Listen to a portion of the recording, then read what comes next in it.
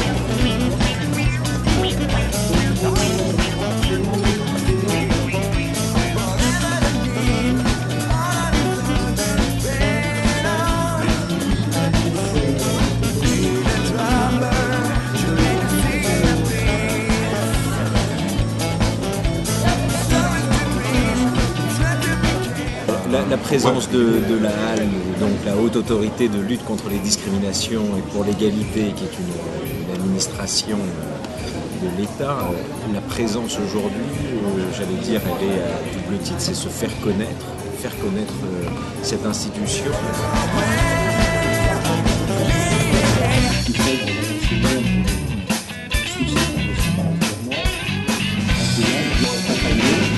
Aliento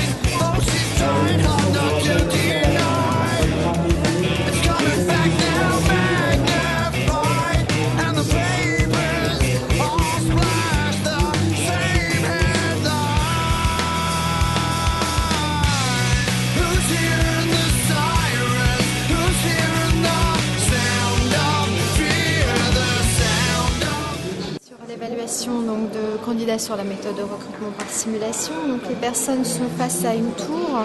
Donc, un centre, c'est centre 1, centre 2, il y a 3 tours. Ça représente donc un hôpital avec ses services, donc le service réanimation, le service gastrologie, le service médecine et le service chirurgie. Donc chaque candidat est affecté à un service bien précis. Donc on est sur l'évaluation d'habilité sur le métier d'agent de service hospitalier. Donc on va évaluer à travers différents exercices la capacité à savoir travailler sous tension, puisque pendant leur préparation, la préparation des chambres, des médicaments, du linge et des produits d'entretien, ils vont être perturbés par des événements. Un événement, c'est un patient qui sonne et il y a une urgence, il faut aller dans la chambre et aller traiter l'événement. Donc l'événement sera toujours prioritaire par rapport à leur travail de préparation de chambre. Alors les résultats, l'animateur corrige au fur et à mesure. Et donc sur chaque exercice, il y a une notation qui est faite, une pondération par exercice. Et la personne donc doit totaliser un certain nombre de points, une certaine note qu'on appellera la note d'étalonnage. Et cette note d'étalonnage, elle est obtenue en amont par les salariés de l'entreprise qui auront passé les tests. Et cette note donne une note d'étalonnage, une certaine performance à obtenir pour le candidat pour être validé suite au test et présenté ensuite à l'entreprise pour un entretien de motivation.